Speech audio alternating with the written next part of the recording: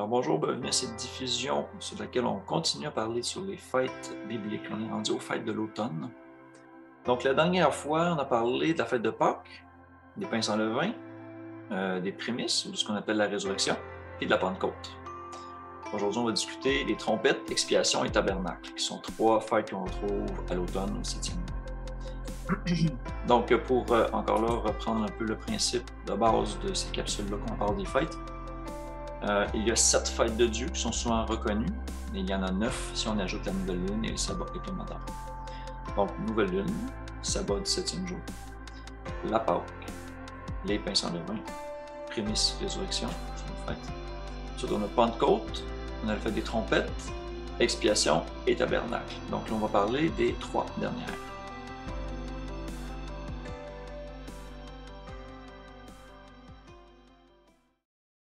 Donc, pour la fête des trompettes, la fête des trompettes est décrite quand même à quelques endroits dans la Bible. Fait intéressant, elle est toujours le premier jour du 7e mois, donc c'est un jour de nouvelle lune, toujours. Pour vous lire les versets, je vais vous partager mon eSword. Ça va être plus facile pour moi aussi. Donc, je sais que sur vos appareils, ça peut peut-être sortir petit, là, mais je vais les nommer et puis je vais vous les lire à voix haute de toute façon aussi, donc vous allez pouvoir suivre. C'est juste que moi, ça me facilite un peu plus le montage par la suite. J'essaie de grossir le texte aussi pour vous et pour ceux qui vont écouter par la suite. Mais vous pouvez toujours suivre dans vos Bibles également, dans vos traductions. Là, pour l'Ancien Testament, je vais utiliser la Louis II parce que c'est plus simple, mais on sait que c'est un texte qui n'est pas nécessairement 100% fiable dans le sens que la Septante le serait plus, mais je ne veux pas commencer à examiner tous les passages, ça va être trop compliqué. Donc, parlant de la fête des trompettes, on voit ça en Lévitique 23, verset 24. Parle aux enfants d'Israël et dit, le 7e mois, le premier jour du mois, donc la nouvelle lune, vous aurez un jour de repos, ici le mot c'est sabbat, publié au son des trompettes et une sainte convocation. Ici, donc, on va aller voir le mot repos. Hein, ça dit bien, you shall have a Shabbat, Shabbaton. Okay, donc, un sabbat de fête. Donc ici, Louis II l'a traduit repos, ce qui est bon, un peu ordinaire, je trouve. Ensuite, ça dit, vous ne ferez aucune œuvre servile, c'est-à-dire aucun travail pour quelqu'un d'autre, un commerce, un travail rémunéré, et vous offrirez à l'Éternel les sacrifices consumés par le feu. Ici, dans le symbolisme, on peut parler aussi des sacrifices spirituels qui sont offerts par le feu, qui est l'esprit. Mais dans le contexte charnel des choses du temps, c'était d'offrir littéralement des sacrifices d'animaux au temple, ce qui n'a plus lieu d'être par le sacrifice de Christ. Donc, je vais un peu plus loin. Ailleurs, Nombre 29.1, on répète un peu le même commandement. Le 7e mois, le premier jour du mois, vous aurez une sainte convocation. Vous ne ferez aucune œuvre servile. Ce jour sera publié parmi vous au son des trompettes. Donc, on voit ici qu'il y a une notion de trompette qui est répétée. On s'en va à 1 Roi 8, dans lequel ce chapitre-là parle de Salomon qui fait la dédicace du temple qu'il venait de construire. Et puis, vraiment pour faire un résumé, tous les hommes d'Israël se réunirent auprès du roi Salomon au mois d'Étanim, qui est le 7e mois. Pendant la fête, évidemment, on parle de la fête du 7e mois. Et un peu plus loin, donc ils font leurs choses et tout ça. Et ça dit au verset 9, il n'y avait dans l'arche que les 2 tables de pierre que Moïse déposa en Horeb lorsque l'Éternel fit alliance avec les enfants d'Israël à leur sortie du pays d'Égypte. Et au moment où les sacrificateurs sortirent du lieu saint, la nuée, des nuages ou une brume, remplit la maison de l'Éternel. Et au verset 11, ça dit, les sacrificateurs ne purent pas y rester pour faire le service à cause de la nuée, car la gloire de l'Éternel remplissait la maison de l'Éternel. Donc, c'est quand même un peu notable de voir qu'à cette fête-là, Dieu est descendu pour investir le sanctuaire, il a manifesté sa présence. Bien sûr, le temple ne peut le contenir, les cieux des cieux ne peuvent le contenir, encore qu'on voit moins cette habitation que Salomon lui avait bâtie, des propres paroles de Salomon. Mais il reste que c'est une notion importante quand même de voir que Dieu descend, rentre en contact avec les humains en cette journée-là aussi. Ça va un peu plus loin. En Esdras, chapitre 3, bien sûr, c'est le retour de l'exil à Babylone. Donc, on parle encore là du 7e mois. Ça dit, le 7e mois arriva et les enfants d'Israël étaient dans leur ville. Alors le peuple s'assembla comme un seul homme à Jérusalem. Donc, tout le peuple s'est rassemblé. C'est un moment de 5 convocations. C'est ça que ça représente. Et là, il dit ils ont fait des sacrifices, des choses comme ça. Mais je vais vraiment essentiellement de ce qui touche le premier jour du 7e mois. En Néhémie 8, on a un discours qui est parallèle à Esdras. Donc, c'est des événements qui relatent les mêmes moments. D'accord? Alors, tout le peuple s'assembla comme un seul homme sur la place qui est devant la porte des eaux. Ils dirent à Esdras, le scribe, d'apporter le livre de la loi de Moïse prescrite par l'Éternel à Israël. Et le sacrificateur Esdras apporta la loi devant l'assemblée composée d'hommes, de femmes et de tous ceux qui étaient capables de l'entendre.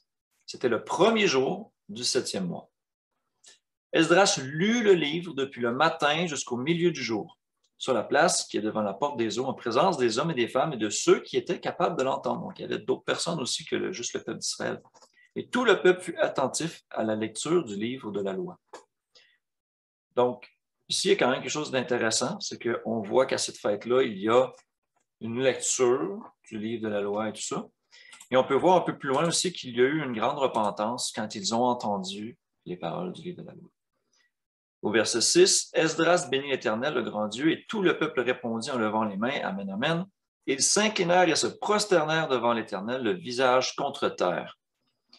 Et là, bon, ils expliquaient la loi au peuple et tout ça. Et on voit au verset 9 que ça dit, bon, que les gens s'affligeaient, tout ça. Alors, les sacrificateurs, ils disent, non, c'est un jour de réjouissance, il ne faut pas s'affliger, il faut garder ça pour les expiations, entre autres, on va le voir tantôt. Mais il dit, ce jour est consacré à l'Éternel, votre Dieu, ne soyez pas dans la désolation et dans les larmes. Et il disait ça car tout le peuple pleurait en entendant les paroles de la loi. Donc, petite notion aussi de ce qui s'est passé déjà en ce premier jour du 7e mois. Je continue. Ésaïe, en chapitre 58, compare une personne qui élève sa voix comme une trompette, à une trompette. Donc, il dit, crie à plein gosier, à pleine gorge. Ne te retiens pas. Élève ta voix comme une trompette et annonce à mon peuple ses iniquités, à la maison de Jacob ses péchés. Donc, carrément, ici, on voit que Dieu dit à Ésaïe d'élever sa voix comme une trompette. Alors, c'est un symbole d'avertissement, d'appel à la repentance, qui est les trompettes, entre autres. Il y a beaucoup d'autres significations en tant que telles aux trompettes. On va en couvrir plus dans un sujet spécifique là-dessus, mais là, je vais aborder quand même juste les choses qui ont rapport avec la fête. Donc, on s'en va en Zacharie 9,14 après, et on voit aussi un lien avec les trompettes. L'Éternel au-dessus d'eux apparaîtra, et sa flèche partira comme l'éclair. On est dans le symbolisme. Le Seigneur, l'Éternel, sonnera de la trompette, et il s'avancera dans l'ouragan du midi.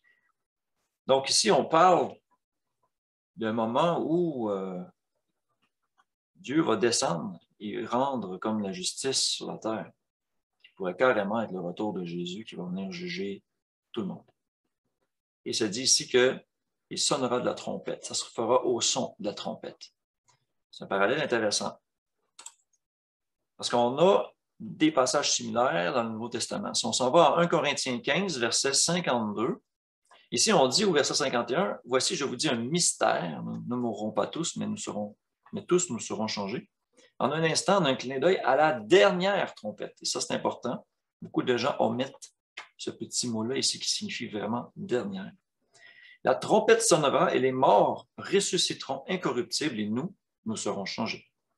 Donc ici, on fait clairement allusion à la résurrection lorsque Christ va revenir. On va le voir dans un autre passage en Thessaloniciens et au son de la dernière trompette. Donc justement, on va le voir 1 Thessaloniciens 4, au verset 16. Alors, on peut voir dans le contexte verset 15. Voici en effet ce que nous vous déclarons d'après la parole du Seigneur. Nous, les vivants, restés pour l'avènement du Seigneur, nous ne devancerons pas ceux qui sont morts. On n'ira pas en avant d'eux. Et ça dit, car le Seigneur lui-même a un signal donné à la voix d'un archange et au son de la trompette de Dieu. Ce n'est pas juste une petite trompette de chauffeur, là. Ça va être un immense son qui va retentir dans la terre entière. Donc, le Seigneur lui-même descendra du ciel et les morts en Christ ressusciteront premièrement, en premier. Ensuite, nous, les vivants, qui serons restés, nous serons tous ensemble enlevés avec eux sur des nuées à la rencontre du Seigneur dans les airs, et ainsi nous serons toujours avec le Seigneur. Ces trois versets-là de Thessaloniciens servent énormément pour parler de l'enlèvement, le fameux enlèvement. Et là, le moment où ça va se passer est encore trop controversé. Il y en a qui pensent que c'est avant les tribulations, d'autres qui disent que c'est à la fin des tribulations. On a des indices, on va en reparler plus tard, ce n'est pas l'objet de cette diffusion. Ici, j'essaie juste de me concentrer sur le parallèle qu'on peut voir entre les trompettes qu'on voit, qui sont annoncées de façon prophétique, et la fête des trompettes, qui clairement représente ces événements-là, qui peuvent représenter ces événements-là. Parce qu'on voit en Apocalypse 8 qu'effectivement, il y a 7 anges et 7 trompettes. Verset 2, on voit, et je vis les 7 anges qui se tiennent devant Dieu, et 7 trompettes leur furent données. Et au verset 6, c'est tout simplement les 7 anges qui avaient les 7 trompettes se préparèrent à en sonner. Donc, il y a vraiment un moment décisif où il va se passer un événement particulier, et ça a rapport avec un appel de Dieu. C'est pour ça que ça s'appelle la révélation. Dieu va se révéler au monde. Il va le faire par des sons de trompette, mais aussi par les événements qui suivent ça.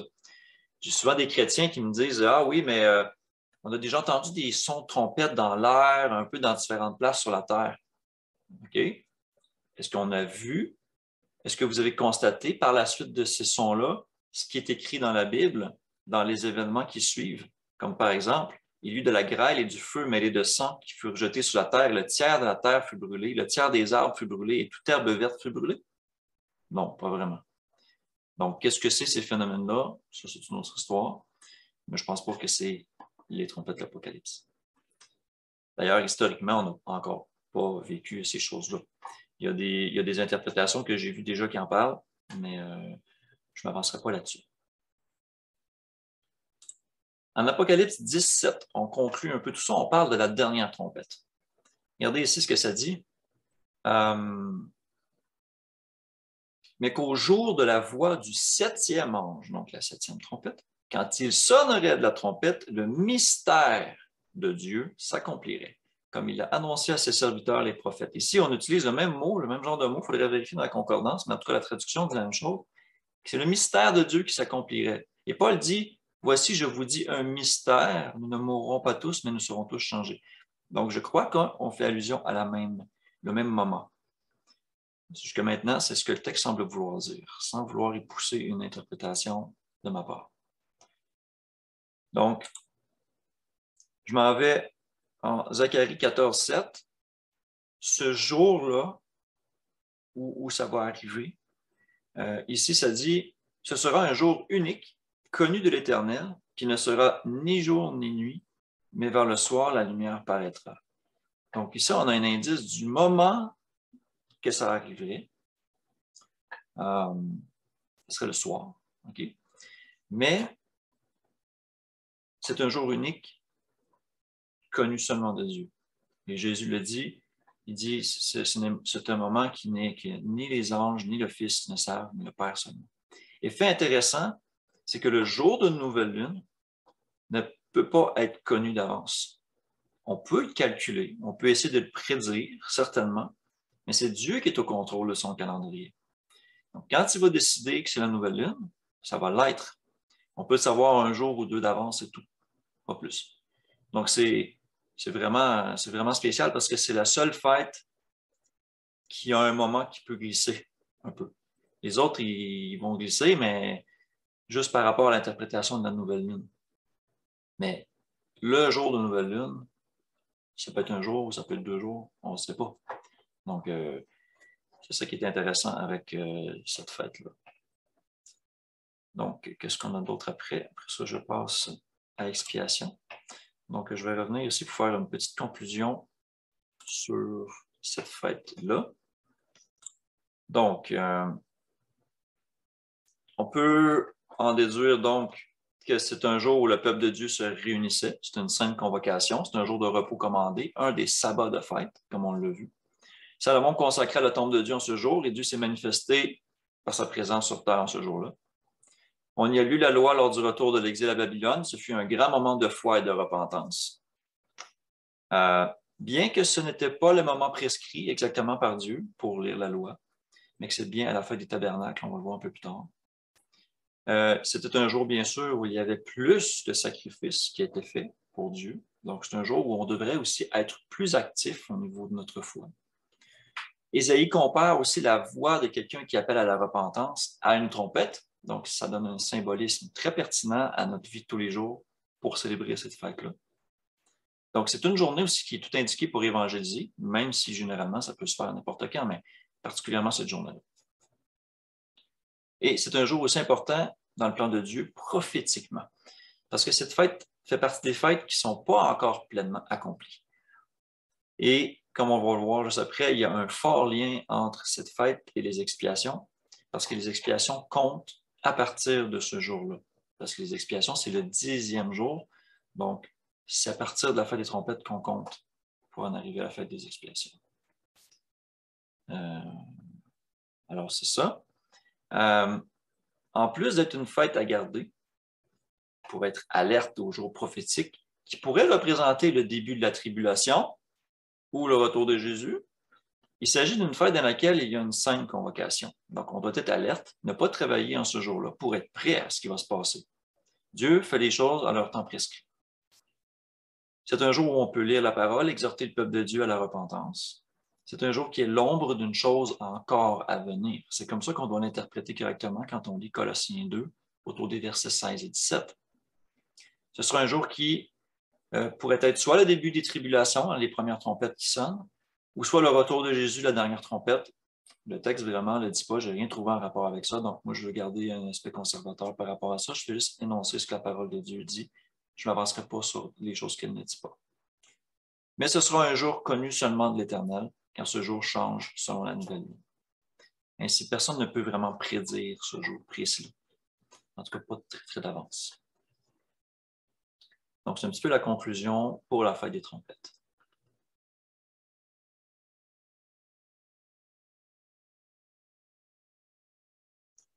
La deuxième fête qu'on retrouve dans le 7e mois, c'est la fête des expiations. La fête des expiations est une fête qui, bibliquement, était le seul moment où le souverain sacrificateur entrait dans le Saint des Saints, dans le temple terrestre. Et il y avait là un rituel important, significatif, qui était pratiqué en ce jour-là et qui pointe très bien vers le Christ et son sacrifice. Donc, on va aller voir les textes en rapport avec ça pour nous montrer quelle importance spirituelle la fête des expiations a. Donc, le Lévitique 23, verset 27. Le 10e jour de ce 7e mois, ce sera le jour des expiations. Vous aurez une sainte convocation. Vous humilierez vos âmes. Ça, c'est une particularité qu'on va expliquer un peu plus tard. Et vous offrirez à l'Éternel des sacrifices consumés par le feu, comme le jour de trompette. Et il précise encore là, vous ne ferez aucun ouvrage ce jour-là, car c'est le jour des expiations, où doit être faite pour vous l'expiation devant l'Éternel, votre Dieu. Et là, on pousse un peu plus loin l'importance. Regardez. Toute personne qui ne s'humiliera pas ce jour-là sera retranchée de son peuple. Être retranché de son peuple, c'est un peu à l'image de Romains 11, quand on parlait que les Juifs ont été retranchés de l'olivier et que les païens ont été greffés. Donc, ils ont été retranchés à cause de leur incrédulité par rapport au Christ. Donc, c'est un avertissement qui devrait nous parler aussi à ce niveau-là. Et le verset 30 dit « Toute personne qui fera ce jour-là un ouvrage quelconque », ici il faut définir le mot « ouvrage » comme je parle dans mes capsules sur le sabbat, ça dit « Je la détruirai du milieu de son peuple ». Vous ne ferez aucun ouvrage, c'est une loi perpétuelle pour vos descendants dans tous les lieux où vous habiterez. Ce sera pour vous un sabbat, un jour de repos. Vous humilierez vos âmes. Et là, ici, on a une particularité, ça dit « Dès le soir du 9e jour jusqu'au suivant, vous célébrerez votre sabbat, votre repos, votre fête, sabbat de fête. » D'accord? Ensuite, on arrive à la fête des tabernacles. Donc ça, c'est les versets qui ont un rapport spécifiquement avec les expiations. Je vais passer dans les autres versets pour vous expliquer un peu plus dans quelle nature avait cette fête-là. Donc, Lévitique 23, c'est lu. On a un petit bout en Lévitique 25, 9. Donc, ça dit, le 10e jour du 7e mois, tu feras retentir les sons éclatants de la trompette. La trompette, en général, servait aux convocations des assemblées, en général. On a aussi des mentions de sonner la trompette aux nouvelles lunes. Et il y a des textes comme en Nombre 10-10 qui disent que les jours de fête, les jours solennels, les jours de nouvelle lune, on sonnera la trompette. Donc, ça va être l'objet d'une autre diffusion, vraiment, le symbolisme de la trompette et ce que ça veut dire dans la Bible. Mais ici, on mentionne quand même qu'il y a un appel d'une convocation. On appelle les gens par le son de la trompette. Donc, le jour des expiations, vous sonnerez la trompette dans tout votre pays. Mais ça, c'est, quand on regarde le contexte au verset 8, c'est tu compteras 7 sabbats d'année, 7 fois 7 années. Et les jours de ces 7 sabbats d'année feront 49 ans. Et ça dit que dans cette fête-là du jubilé, particulièrement, on sonne la trompette de façon éclatante. Donc, il y a peut-être une particularité, ce n'est pas à toutes les fois, à toutes les années. Bon, le jubilé est un autre sujet complètement que je n'aborderai pas. Mais c'était quand même important de voir qu'il y a un lien entre les deux. Ça se fait à ce moment-là, au jour des expiations. On s'en va au Lévitique 16. Le Lévitique 16, je ne vous le lirai pas au complet.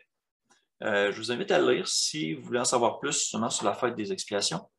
Mais pour vous résumer, ça parle d'un rituel carrément cérémoniel qui implique le temple physique, bien sûr, mais qui spirituellement donne des grandes leçons quand on regarde ce que Christ a fait. Donc, il fallait que le souverain sacrificateur se purifie lui-même avant d'entrer dans le Saint des Saints pour les péchés que lui-même il avait commis. Et ensuite, il prenait 2 boucs et il en offre un comme sacrifice d'expiation et il doit porter le sang de ce bouc-là à l'intérieur du second voile, l'endroit où réside l'arche d'alliance, la loi et tout ça, qui représente la présence de Dieu. Donc, une fois l'année, le souverain sacrificateur faisait un sacrifice et portait du sang au-delà du voile pour faire expiation des péchés pour tout Israël. Et dans ce rituel-là, il prend aussi l'autre bouc, il impose les mains à l'autre bouc et il transfère tous les péchés du peuple sur ce bouc. Ensuite, quelqu'un l'emmène au désert et l'abandonne. Et là, ici, il y a une notion que ça dit d'Azazel. Bon. Il y a certains autres enseignements qu'on peut aller sortir de ça qui sont aussi intéressants, mais je vais me concentrer plutôt seulement sur la fête des expiations. Le fait est qu'ici, Christ est notre bouc émissaire. Symboliquement, nos péchés ont été posés sur lui. Et il s'est sacrifié. Il a été abandonné, même c'est ce qui l'a poussé sur la croix à dire mon Dieu, pourquoi m'as-tu abandonné? Donc, quand on voit le parallèle de ça, on fait comme oh, OK, et ça va plus loin que ça. Ça va plus loin que ça. Quand on s'en va. Je voulais parler d'humilier nos âmes avant, de la façon que j'ai trié mes versets. Donc, je vais faire un petit aparté. Gardez ça en tête pour ce qui est du Lévitique 16, je vais revenir avec ça. Mais qu'est-ce que c'est de s'humilier, humilier notre âme? Donc, cette notion-là est répétée d'ailleurs ailleurs, comme en Nombre 29-7. Ça dit le 10e jour de ce 7e mois, vous aurez une sainte convocation, on le sait, et vous humilierez vos âmes, vous ne ferez aucun ouvrage. Donc, qu'est-ce que ça veut dire d'humilier son âme? On n'a pas de verset très clair par rapport à ça, mais vous allez voir, on a des indices. En Ésaïe 58, justement, quand on comparait la voix de la personne à une trompette, on a un petit peu plus loin en Ésaïe 58-5, et il dénonce un genre de jeûne un peu malhonnête, d'accord? Il dit, « Est-ce là le jeûne auquel je prends plaisir un jour où l'homme humilie son âme? » Et là, il parle, voici vous jeûnez pour disputer, vous quereller, pour frapper méchamment du poing. Vous ne jeûnez pas comme le veut ce jour, pour que votre voix soit entendue en haut. Donc, on voit ici que le jeûne et l'humiliation de soi ont un rapport très intime. Okay? Et on peut le voir en Acte 27-9. Il y a une allusion qui est faite à ça, qui confirme un peu comme deuxième témoin tout ça. Donc, c'est Paul dans ses voyages. Et il arrive dans un temps où, Acte 27, verset 9, ça dit « Un temps assez long s'était écoulé et la navigation devenait dangereuse car l'époque même du jeûne était déjà passée. » Donc, on se demande ici, mais c'est quoi ça, l'époque du jeûne? Si on va voir la concordance, l'époque du jeûne because of the fast, on a le mot, je ne sais pas, je le prononce comme il faut, naesetia, qui veut dire l'abstinence de nourriture volontaire ou religieuse, spécifiquement le jeûne du jour des expiations. Et ça fait du sens quand on regarde le contexte de ce qui est écrit en Acte 27. On voit que c'était l'automne, l'hiver s'en venait, et les tempêtes hivernales et tout ça de l'automne commençaient à se lever, donc la navigation devenait dangereuse. Et l'époque du jeûne était déjà passée. Donc, on était déjà plus loin que le 7e mois dans l'année. Donc, l'automne était déjà bien avancé. Tout ça fait du sens. Donc, on a un indice, un second indice ici qui nous pointe qu'en fait, il faut jeûner. À partir du 9e jour jusqu'au 10e jour au soir. 9e jour au soir jusqu'au 10e jour au soir, il faut jeûner. Mais pourquoi est-ce qu'on a cette notion-là de dire à partir du 9e jour au soir? Parce que quand on cesse de manger le 9e jour au soir, le 10 au matin, on est véritablement en jeûne. Mais si on mange le soir ou la nuit, le 10 au matin, on se lève, on n'a pas nécessairement si faim que ça, on n'est pas nécessairement en affliction. Mais juste ce petit temps-là qui est rajouté et qui est précisé seulement pour cette fête-là est significatif. Puis pour l'avoir déjà vécu, pour l'avoir déjà pratiqué, ça fait une différence, on le sent. Donc c'est ça. Pour revenir à le rituel qui s'accomplissait le jour des expiations en rapport avec Lévitique 16, oui, on a des explications très claires en rapport avec ça en hébreu. Donc, je vous amène en Hébreu 9.1. Et ça dit, la première alliance avait aussi des ordonnances relatives au culte et le sanctuaire terrestre. Ici, on spécifie bien la première alliance, l'alliance faite par le sang des animaux. Et il dit, un tabernacle fut en effet construit, bien sûr, le temple. Dans la partie antérieure, appelée le lieu saint, était le chandelier, la table, les pains de proposition. Et derrière le second voile se trouvait la partie du tabernacle appelée le Saint des Saints, renfermant l'autel d'or et les parfums, l'arche de l'Alliance et tout ça. Alors, je passe un peu plus loin. Donc, ces choses étaient ainsi disposées, les sacrificateurs qui font le service entrent en tout temps dans la première partie du tabernacle, qui est le temple. Et dans la seconde partie, le souverain sacrificateur seul entre une fois par année à la fête des expiations, comme on le voit en Lévitique 16, non sans y porter du sang qu'il offre pour lui-même et pour les péchés du peuple. Alors ici, c'est écrit, le Saint-Esprit montrait par là que le chemin du lieu très saint, être en présence de Dieu, n'était pas encore ouvert tant que le premier tabernacle subsistait. C'est intéressant. On s'en va un peu plus loin. Et ça dit, mais Christ est venu comme souverain sacrificateur. Il est le souverain sacrificateur. Il a traversé le tabernacle plus grand et plus parfait qui n'est pas construit de main d'homme, c'est-à-dire qu'il n'est pas de cette création. Il n'est pas ici sur terre. Christ n'est pas entré dans le temple de Jérusalem puis il n'est pas allé dans le Saint des Saints. C'est pas ça qu'il a fait. Ça dit, il est entré une fois pour toutes dans le lieu très saint, non avec le sang des boucs et des veaux, mais avec son propre sang, ayant obtenu une rédemption éternelle. Donc, on spécifie un peu plus loin, verset 24, car Christ n'est pas entré dans un sanctuaire fait de main d'homme, en imitation du véritable qui est au ciel, mais il est entré dans le ciel lui-même, dans le ciel même, afin de comparaître maintenant pour nous devant la face de Dieu. Donc, comme le souverain sacrificateur charnellement entrait dans le Saint des Saints pour expier les péchés d'Israël, Christ, avec son propre sang, entre dans la présence du Père pour expier les péchés de l'humanité entière, de tous ceux qui se confient en lui, tous ceux qui sont sous son alliance. Wow! OK? Et très important ici, Hébreux 9, 25. Et ce n'est pas pour s'offrir lui-même plusieurs fois qu'il y est entré, comme le souverain sacrificateur entre chaque année dans le sanctuaire avec du sang, ici c'est spécifié étranger. Autrement, il aurait fallu qu'il eût souffert plusieurs fois depuis la création du monde, tandis que maintenant, à la fin des siècles, il est apparu une seule fois pour abolir le péché par son sacrifice. Donc, on peut comprendre ici que Christ, qui est monté auprès du Père après sa résurrection, est entré en présence de Dieu et qu'il fait intercession pour nous avec son propre sang. C'est là la signification de la fête des expiations. On a d'autres petits détails qui sont très similaires. Ça fait juste compléter un peu ce qu'on parle. Hébreux 8, juste un chapitre avant. Le point capital de ce qui vient d'être dit, c'est que nous avons un tel souverain sacrificateur qui s'est assis à la droite du trône de la majesté divine dans les cieux, comme ministre du sanctuaire et du véritable tabernacle, qui a été dressé par le Seigneur et non par un homme. Donc, tout ça, ça confirme. Et le modèle, ici c'est important, mais en Hébreux 8.5, le modèle du tabernacle qui a été montré à Moïse dans les alentours de Exode 22, 23, 24, dans ces coins-là, c'était un modèle de ce qui existait au ciel. Et ici, Hébreux 8.5 le confirme. Bon, il dit selon lesquels célèbrent un culte, image et ombre des choses célestes, selon que Moïse en fut divinement averti lorsqu'il allait construire le tabernacle.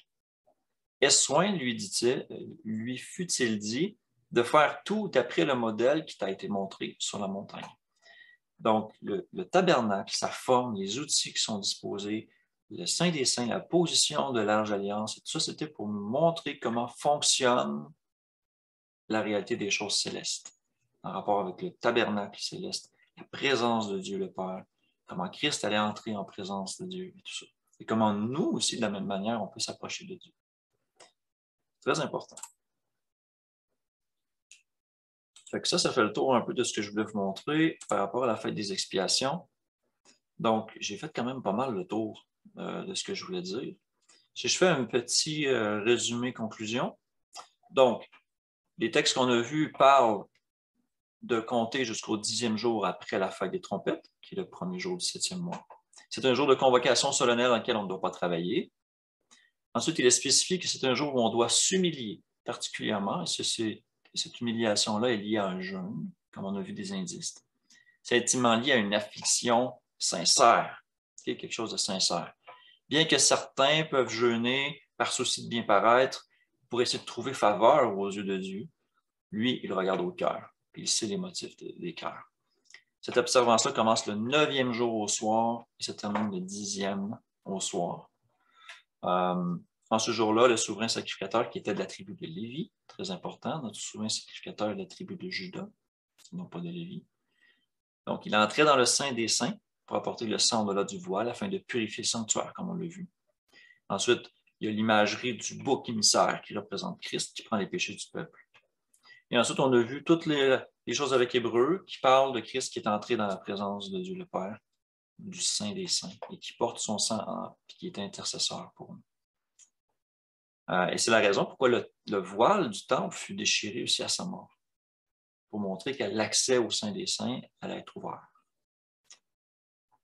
Donc, il est important de comprendre que lorsqu'on honore cette fête-là, qu'est-ce qu'on veut l'honorer, on honore en fait le fait que Christ soit entré en présence de Dieu dans le temple céleste, où il fait intercession pour nous, comme le dit Hébreux 9, verset 24.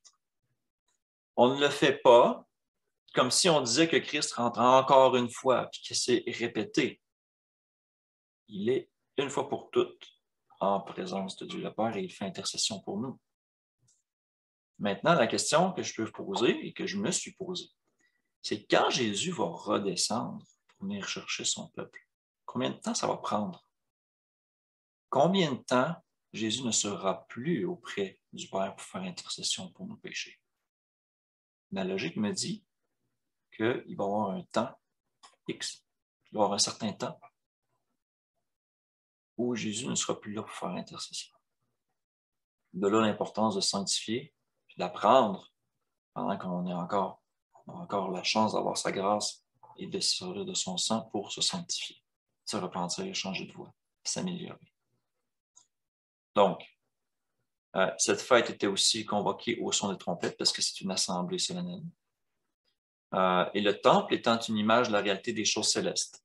Le temple sur terre. Donc, il y a beaucoup d'autres leçons qu'on peut tirer à partir de ça, ce qui ne fera pas nécessairement l'objet de cette diffusion. Donc, au final, on est appelé à veiller et à observer les temps prescrits par Dieu, sachant qu'il fait tout en son propre temps. Comme il l'a maintes fois déjà prouvé par la Pâque, par la Pentecôte, par d'autres fêtes, et comme il le fera encore dans le futur. Donc ça fait vraiment le tour pour la fête des expiations.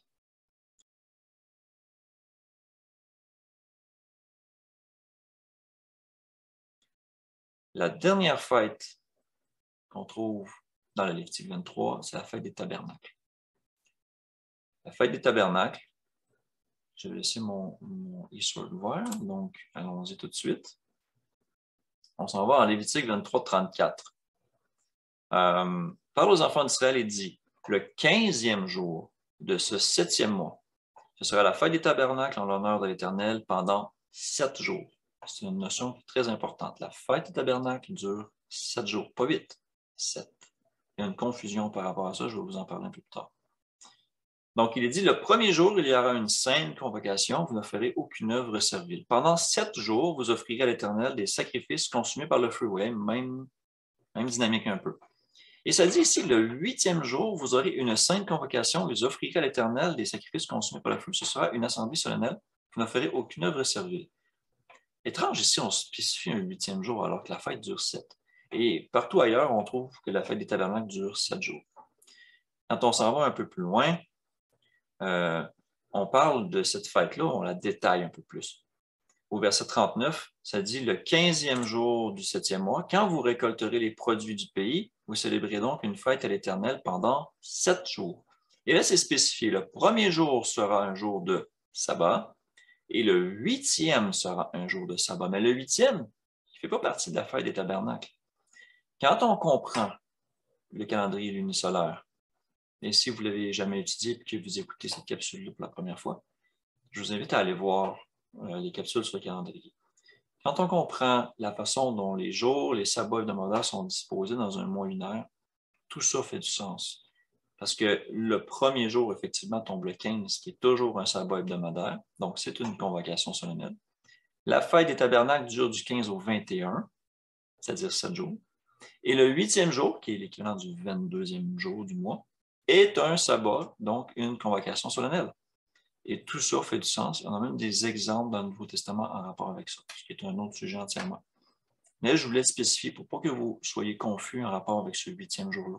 Les gens disent que c'est le dernier grand jour de la fête, que c'est le 8e jour de la fête des tabernacles. C'est pas vrai, la fête des tabernacles dure 7 jours. C'est très précis par plein de textes. Bon. Il était dit ici que le premier jour, on prendra des fruits, des beaux arbres, des branches de palmiers, des rameaux d'arbres touffus, des saules de rivière. Vous vous réjouirez devant l'Éternel votre Dieu pendant 7 jours. Vous célébrerez chaque année cette fête à l'Éternel pendant 7 jours. C'est une loi perpétuelle pour vos descendants. Vous la célébrerez le 7e mois. Et vous demeurez pendant 7 jours sous des tentes. Ici, on va regarder cet aspect-là plus particulièrement. Tous les indigènes en Israël demeureront sous des tentes. Bon, tous les natifs. Afin que vos descendants sachent que j'ai fait habiter sous des tentes les enfants d'Israël. OK. Donc, qu'est-ce que ça veut dire, ça aussi, spirituellement, ces choses-là? On va aller voir les autres passages qui ont un rapport avec ça. Deutéronome 16, verset 13. Tu célébreras la fête des tabernacles pendant 7 jours. Donc, ici, on est très clair aussi encore, la fête de 7 jours. Quand tu recueilleras le produit de ton aire et de ton pressoir. Donc, il y a une connotation d'une récolte à cette fête-là.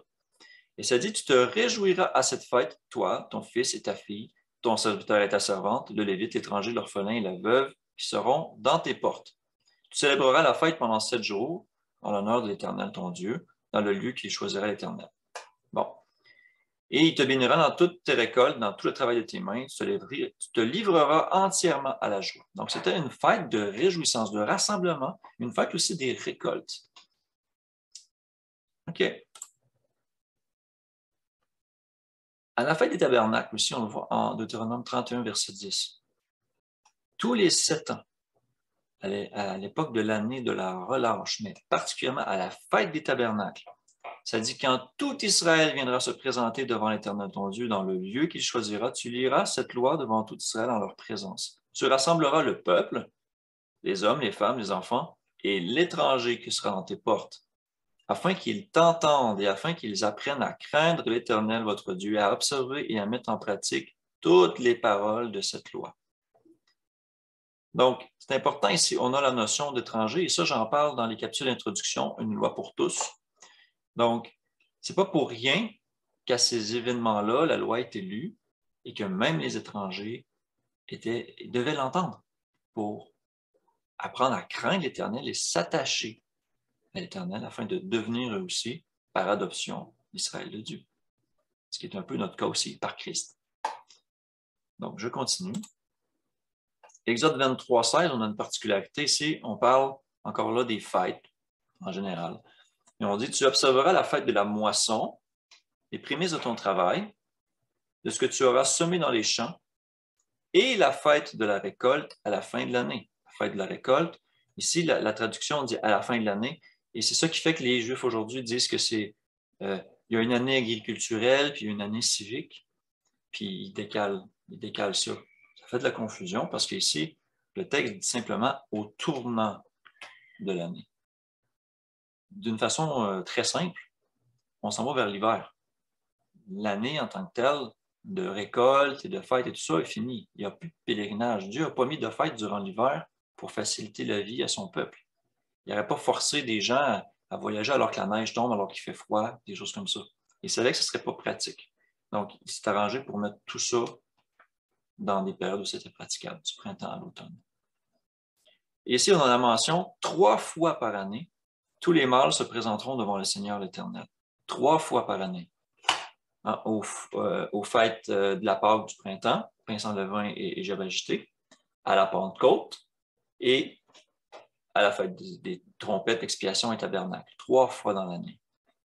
Donc, ceux aussi qui pensent que le compte de la Pentecôte colle la fête sur le printemps, ils sont honnêtement trompés. Parce qu'en fait, si c'est vraiment clairement 3 fois, il faut que les fêtes soient séparées. Et quand on fait le compte de la Pentecôte correctement, les durées de temps entre les fêtes sont égaux, vraiment égaux. Donc, ça aussi, c'est quelque chose d'intéressant. Donc, ici, il y a une notion que ce sont des mâles qui doivent se présenter devant le Seigneur. Et on a vu dans l'autre texte qu'il y avait aussi les hommes, les femmes et les enfants, à toutes les 7 ans. Donc, ce que je comprends ici, avec mes autres connaissances que j'ai déjà de ces choses-là dans la Bible, c'est que les hommes sont ceux qui devaient obligatoirement se déplacer pour se présenter devant le Seigneur l'Éternel. Les femmes et les enfants n'étaient pas obligés. Ils pouvaient le faire, mais ils n'étaient pas obligés. Mais à toutes les 7 ans, comme on l'a vu dans l'autre texte, les hommes, les femmes et les enfants devaient se déplacer. Donc, c'était une façon, je crois, d'alléger aussi le voyage des tout-petits, puis des choses qui pouvaient être plus difficiles dans des jeunes familles. Mais les hommes, eux, devaient y aller aux fêtes. C'était eux qui étaient chargés d'aller apprendre la loi, d'aller apprendre les prescriptions de Dieu et de les ramener, de les enseigner à leur famille. Ça fait beaucoup de sens. On a un petit peu la même notion en Exode 34, verset 22. Tu célébreras la fête des semaines, qui est en fait la Pentecôte, les prémices de la moisson du froment et la fête de la récolte, c'est-à-dire au tabernacle, à la fin de l'année. Encore, c'est la même chose quand on regarde le mot fin de l'année, à the year's end. On voit que c'est la révolution circuit, c'est-à-dire au tournant de l'année, qui est un moment charnière de changement, bien sûr, dans les saisons. Et on répète encore aussi, 3 fois par an, tous les mâles se présenteront devant le Seigneur l'Éternel, Dieu d'Israël. La même notion, hein? Encore 3 fois. Ici, j'ai juste remis le verset pour parler justement du fait que les mâles se présentent, mais que tous les 7 ans à l'époque de l'année de la relâche, à la fête des tabernacles, tu rassembleras le peuple, hommes, femmes, enfants et étrangers. Donc, à ce moment-là, prescription à tous les 7 ans, c'était que tout le monde y aille. Mais sinon, à chaque année, c'était seulement les hommes qui faisaient qu'il y ait, au minimum. Fait que voilà. La fête des tabernacles a aussi une dimension même projetée dans le futur très loin, dans le nouveau monde. En Zacharie 14, ça parle vraiment du temps où il rassemble tout le monde et il combat vraiment les nations, il fait le ménage, hein, façon de parler. Et il y a une notion très intrigante en Zacharie 14 qui dit « Tous ceux qui resteront de toutes les nations venues contre Jérusalem monteront chaque année pour se prosterner devant le roi. » C'est que c'est Christ, l'Éternel des armées. Et pour célébrer la fête des tabernacles. Donc, pourquoi penser que la fête tabernacle ne serait pas utile ou encore fêtée aujourd'hui si dans le futur elle le sera? Bon. Et on peut voir ici qu'il y a des conséquences pour ceux qui ne montent pas. S'il y a des familles de la terre qui ne montent pas à Jérusalem pour se prosterner devant le roi, l'Éternel des armées, la pluie ne tombera pas sur elles. Et on parle aussi des châtiments, la pluie ne tombera pas, elle sera frappée de plaies et tout ça. Donc, c'est sûr que, rendu là, la nouvelle Jérusalem va avoir descendu. Je pense que c'est de cette Jérusalem-là qu'on parle. On ne parle pas nécessairement de la Jérusalem charnelle comme qu'elle existe actuellement. On parle d'une autre situation dans la fin des temps. Je ne vais pas trop m'avancer là-dessus. Je suis encore en examen des choses, des prophéties de la fin, de la révélation. Je trouvais intéressant parce que quand j'ai cherché la feuille des tabernacles, je suis tombé sur ces passages-là qui sont prophétiquement intéressants. Donc, voilà pour ça. Ensuite, je pense qu'on revient. Ouais. OK. Donc, petit résumé pour les tabernacles. La fête en hébreu était aussi appelée Sukkot, la fête des tentes. Elle porte un symbolisme qui est beaucoup plus profond que juste dire oh, on va habiter dans des tentes, on va se réjouir avec les récoltes. Quelque chose qui peut ne pas vraiment venir nous chercher, vu qu'on n'est pas nécessairement en Israël physiquement, on n'est pas à Jérusalem physiquement. Mais Jésus a dit, viens bientôt un temps, il est déjà là, où ce n'est pas sur cette montagne que vous adorez. Okay? Donc, il avait prévu que le temple finirait par ne plus être là. Mais il dit, les vrais adorateurs de Dieu, c'est ceux qui le vénèrent en esprit et en vérité. Donc, partout où on célèbre la fête des tabernacles dans son aspect spirituel. C'est de ça que je vais vous parler. Une simple réalisation, OK?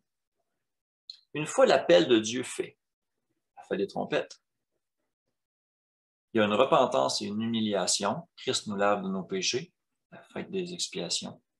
Nous avons un tabernacle, c'est-à-dire un corps, une habitation du Saint-Esprit, qui est sainte et pure. La suite logique de ces trois fêtes-là est surprenante dans son application spirituelle en tant que telle. La fête des tabernacles serait donc une fête qui représente la grande fête des justes au ciel, dans le royaume de droiture que le Christ nous réserve. Donc, n'oublions pas aussi que c'est une fête des récoltes et que Christ a fait beaucoup de paraboles en rapport avec les récoltes, comme par exemple avec le blé et l'ivraie. Quand il a dit que c'était un ennemi qui avait semé l'ivraie, il dit arrachez-le pas de peur de déraciner aussi le blé, mais attendez à la fin. Et ensuite, ça dit qu'il enverra les anges moissonnés qui vont lier les gerbes d'ivraie, ils vont les jeter au feu et qu'il prendra le blé et l'amènera dans ses greniers, c'est-à-dire en sécurité avec lui. C'est exactement ça qu'on trouve et c'est un rapport direct avec les récoltes qu'on voit dans la fête des tabernacles. Donc, la fête des tabernacles, dans son sens strict du terme, est de se réjouir de l'abondance que Dieu a donnée durant la saison des récoltes. Et ils habitaient sous des tentes en ces jours-là. Mais comme j'ai dit, ça a une signification bien plus profonde. Elle parle du véritable tabernacle, celui du corps de Christ. Tous ceux qui sont en lui aussi, par extension. Ainsi, cette fête n'est pas accomplie encore. Elle le sera dans les temps de la fin, à la résurrection des justes, quand Jésus va revenir après. Donc, si elle n'est pas accomplie, elle est toujours une ombre de quelque chose à venir, nous serions sages et obéissants de la garder en mémoire et de l'observer. Et là, je crois que j'avais préparé des versets qui parlent justement des notions de tabernacle, de tente. Je vais vous partager mon écran pour un petit court laps de temps, juste le temps de regarder ça. Il y a vraiment une notion de tabernacle qui est traduite souvent tente, habitation. Alors, ça demande une petite recherche un peu plus sur l'origine des mots et tout ça. Avec un bon logiciel, avec une concordance, on est capable de retrouver ces choses-là. Je suis dans 2 Corinthiens 5, verset 1. Donc, Paul dit aux Corinthiens, nous savons en effet que si cette tente, ou le mot ici c'est tabernacle dans certaines traductions, où nous habitons sur la terre est détruite, il parle de notre corps ici. Nous avons dans le ciel un édifice qui est l'ouvrage de Dieu, une demeure éternelle qui n'a pas été faite de main d'homme. Aussi, nous gémissons dans ce tabernacle, dans notre corps, désirant revêtir notre domicile céleste. On a hâte, on a l'espérance de ce corps glorieux, d'aller dans le royaume. Il est spécifié au verset 3, si du moins nous sommes trouvés vêtus et non pas nus. Ici, les vêtements sont comparés aux œuvres de la droiture, les œuvres justes des saints. Donc, il ne faut pas être trouvé nu. Sinon, on va être rejeté. Et il dit au verset 4, « Car tandis que nous sommes dans cette tente, donc dans ce tabernacle, nous gémissons, accablés, parce que nous voulons non pas nous dépouiller, mais nous revêtir, afin que ce qui est mortel soit englouti par la vie. » Et là, ensuite, on parle de l'esprit. Alors, ici, je trouve que c'est une belle conclusion, justement, à la signification de la fête des tabernacles. Faites le lien avec le temple de Dieu qui représente le croyant. Intéressant. En 2 Pierre 1,13, on a un message similaire. Pierre, il dit, « Et je regarde comme un devoir aussi longtemps que je suis dans cette tente, dans ce tabernacle, de vous tenir en éveil par des avertissements. » Et il dit ensuite, « Car je sais que je la quitterai subitement, ainsi que notre Seigneur Jésus-Christ me l'a fait connaître. » Il savait qu'il mourrait martyr pour le nom de Jésus. Donc ici, il parle de lui-même comme d'un tabernacle. En Romains 8,9, on a tout simplement des confirmations de ça. Pour vous, vous ne vivez pas selon la chair, mais selon l'esprit, si du moins l'Esprit de Dieu habite en vous. Si quelqu'un n'a pas l'Esprit de Christ, il ne lui appartient pas. Donc ici, on voit que l'Esprit de Dieu est supposé habiter en nous. Comme la présence de Dieu habitait dans le temple terrestre, le nouveau temple, le nouveau sanctuaire, le nouveau tabernacle sont le corps de Christ qui est le tabernacle parfait. 1 Corinthiens 3,16, même message. Si quelqu'un détruit le temple de Dieu, Dieu le détruira, car le temple de Dieu est saint et c'est ce que vous êtes. Je viens de lire le verset 17, je m'excuse, je vous lis le 16. Ne savez-vous pas que vous êtes le temple de Dieu et que l'Esprit de Dieu habite en vous? Donc ici, ça fait la boucle, ça fait le lien avec ce qu'on vient de discuter. Donc, c'était pas mal ça que je voulais vous parler en rapport avec les fêtes. Je pourrais vous parler de toutes les traditions qu'on voit dans le judaïsme, de toutes ces choses-là, mais j'y prête pas aucune attention parce que c'est pas des choses, je crois, qui nous donneraient plus, qu'on gagnerait quelque chose, ça nous apporterait plus de soucis, de fardeaux, de mécanique rituelle. Donc, je crois que c'est important de garder les temps prescrits, de savoir ils sont quand, de le fêter dans ses significations spirituelles en rapport avec Christ. Bien sûr, de ne pas pratiquer les sacrifices et tout ça. On n'est plus sous cette alliance-là. On est sous l'alliance du sang de Christ. Donc, tout ce qu'on a vu déjà, de toutes les autres capsules, gardez ça en tête, puis faites un résumé de ce qu'on vient de discuter en rapport aux fêtes de Dieu. Une chose intéressante que je dis souvent à ceux qui disent qu'ils ne veulent pas garder les fêtes de Dieu, que c'est plus utile et tout ça, le mot qui est traduit fête, c'est le mot temps prescrit, en fait, qui veut dire moed, qui veut dire les temps prescrits en hébreu. Et quand on regarde la racine de ce mot, moed, ça signifie fiançailles. C'est intéressant parce qu'on sait que l'Église est fiancée à Christ. Si on est fiancé, on va falloir prendre du temps avec lui. Et les temps prescrits sont des temps pour se retrouver en présence de Dieu, dont le sabbat du 7e jour fait partie. Donc, des fois, ça ne suffit pas à convaincre les gens, mais au moins, ça sème une graine, puis ça les éveille à peut-être une réalité qui est plus proche que ce qu'on pense. Donc, c'est sûr que je ne vous invite pas à prendre l'avion et aller à Jérusalem pour fêter les fêtes. Il n'est pas question de ça. Il n'y a plus de temps, de toute façon, à Jérusalem, ça ne donne rien à vivre. Le tabernacle, on l'a avec nous. On l'est aussi quand on se réunit ensemble, que l'Esprit de Dieu habite au milieu de nous. Donc, si on garde ça en tête, qu'on célèbre les fêtes de cette manière-là, on va trouver un bel accomplissement de la loi, d'une façon spirituelle, en rendant honneur à Christ. C'est ce que j'avais à vous partager sur les sujets. Comme une fois encore, comme toutes les fois plutôt, je sais que ça représente quand même beaucoup de matière, mais vous serez libre de réécouter la capsule quand je vais la mettre sur Internet. Je vais le faire dans les prochains jours. Je travaille là-dessus. Puis, comme d'habitude, je vous donne aussi le micro si vous voulez. Si vous avez des commentaires, des observations, une réalisation, de quoi que ce soit à partager en rapport avec ça. Donc, est-ce que Francis, tu voulais débuter peut-être?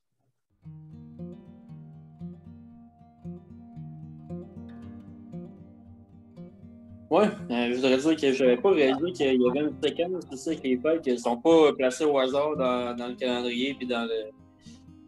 Tu sais qu'il y a une séquence logique, là. Surtout que les trois fêtes qu'on vient de regarder, tu sais, justement, la fête des trompettes, appel à la repentance, expiation des péchés, puis après ça, la fête des tabernacles. C'est comme. Ça m'a fait réaliser qu'il y a un ordre là-dedans aussi. Mais tu sais, je peux dire, il y a un ordre dans tout, il ne faut pas être surpris, mais je m'avais jamais arrêté à ça. J'ai trouvé ça intéressant. Puis aussi tout le symbolisme qui est à prendre en considération aussi dans la parole, les versets que tu as mentionnés où le mot tabernacle est utilisé dans ces versets-là aussi. Là. Quand même très riche en symbolisme spirituel. D'où l'importance de creuser un peu aussi pour regarder ces fêtes-là et les comprendre dans leur ensemble par rapport au symbolisme spirituel. Je pense que c'est fait un bon travail justement de résumer chaque fête et leur symbolisme, puis qu'est-ce qu'on en fait de ces jours-là, tu sais, comment qu'on rend gloire à Dieu ces jours-là. Oui, j'ai apprécié. Merci. Merci. Puis, je n'ai pas la prétention de dire que j'ai tout trouvé. Si vous trouvez d'autres passages en rapport avec le tabernacle ou la fête des tabernacles ou ces fêtes-là, peu importe, là, partagez-les-moi. Hein. Vous savez que moi, je prends tout et je veux entendre ces choses-là. Donc, soyez pas gênés de me parler. Merci beaucoup. Jessica, est-ce quelque chose que tu voulais partager? Y a des choses... Est-ce que tu savais tout ça? Est-ce que tu... Ben, plus ou moins, là, c'est sûr qu'il y a des notions qui sont un peu loin et tout ça, puis il y a des choses que ça fait longtemps que j'ai lues que j'ai probablement oubliées. Mais ça fait du bien de revoir tout ça, puis de t'écouter, d'en parler, puis de bien expliquer puis tout ça. C'est sûr que c'est bien fun, puis ça m'aide à y voir plus clair là-dedans. Là. Parfait. Ben, je t'encourage aussi, quand tu vas relire la Bible au travers de tes lectures, de rester attentive à ces éléments-là. Puis si des fois tu trouves quelque chose, tu mettras notre attention. D'accord. Merci. Fait que ça fait le tour. Oui, Isabelle, tu as quelque chose à dire? Vas-y. Ben, moi, j'étais surprise d'apprendre que pour la fête des tabernacles, c'était comme l'homme qui était obligé d'y aller à chaque année, célébrer cette fête. Puis les femmes, les enfants, c'était seulement s'il y avait le temps, probablement, et l'énergie. J'imagine, mais qu'à tous les 7 ans, il fallait qu'il y aille. Fait que, ça donne comme un peu aussi l'importance, c'est ça, au niveau du rôle de l'homme puis le rôle de la femme, qu'est-ce qu'ils doivent faire dans la famille de Dieu, si je peux le dire ainsi. Là. Fait que j'ai été comme, quand on a découvert ça cet après-midi, là, j'ai fait comme wow! C'est vrai que c'est parce qu'on a repassé les versets en famille et tout ça, puis j'avais jamais compris comme cette petite nuance-là. Il faut que je la creuse encore peut-être pour l'affiner, là, mais on a trouvé quelque chose. Pourquoi est-ce qu'il est spécifiquement mentionné seulement les mâles doivent se rendre, doivent faire la fête, mais qu'une fois aux 7 ans, c'est tout le monde. Le texte ne le dit pas spécifiquement, mais on peut comprendre, peut-être d'une façon générale. Mais maintenant, avec l'expérience, la connaissance qu'on a des ministères de l'homme et de la femme, je trouvais que ça faisait du sens. La question que je me pose, puis que je pense qu'il n'est pas répondu par la Bible, c'est si c'est seulement les hommes qui s'en vont, mettons pendant 6 ans, ils s'en vont faire la fête des tabernacles, est-ce que les femmes, puis les enfants, puis les autres ne la faisaient pas? Le texte ne le dit pas. Je pense pas, parce que ça dit toute personne, mettons, qui ne s'humiliera pas sera retranché de son peuple. On ne dit pas, mettons, tout juif ou toute femme ou tout enfant. Je veux dire, on fait vraiment, général, on dit toute personne. Fait que c'est des principes qui s'appliquent à tout le monde. Mais bon, je trouvais qu'il y avait une drôle de nuance là. Ça devait le dire dans la Septante. Il me semble que ça dit bien des mâles. Ça parle vraiment de sexe masculin, donc c'est vraiment plus que juste homme, que des fois on voit ça d'un terme général. J'aurais pu voir, mettons, anthropos, qui aurait pu vouloir dire l'humain, l'humanité. J'aurais dit, ok, voilà, il faut que tout le monde y aille. Mais non, c'est un mot qui était plus axé vers vraiment le sexe masculin. Donc, je trouve ça particulier.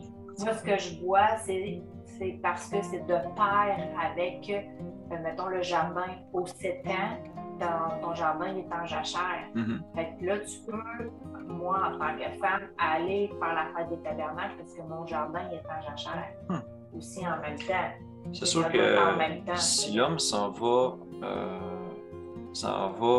à la fête, il faut que la femme S'occupe garde des le animaux. jardin, les animaux, les enfants. Mais aux 7 ans, c'est vrai qu'il était prescrit de laisser la terre libre, de ne pas la cultiver, de rien semer, de tout ça. Donc à ce moment-là, ces responsabilités-là étaient probablement beaucoup moindres. Et les femmes pouvaient aussi se déplacer. Ce qui est logique dans l'ordre des choses. Ouais, ok. Merci d'avoir amené ça comme en lumière. Il va falloir que je creuse un peu plus. Ouais, il y a des choses à explorer là. En tout cas, merci pour votre temps. Merci à vous aussi d'avoir écouté, ceux qui vont pouvoir écouter cette capsule-là dans un autre temps. Puis on se revoit une prochaine fois. On va continuer à discuter entre nous. Je vais juste faire pause sur l'enregistrement. Merci à tout le monde.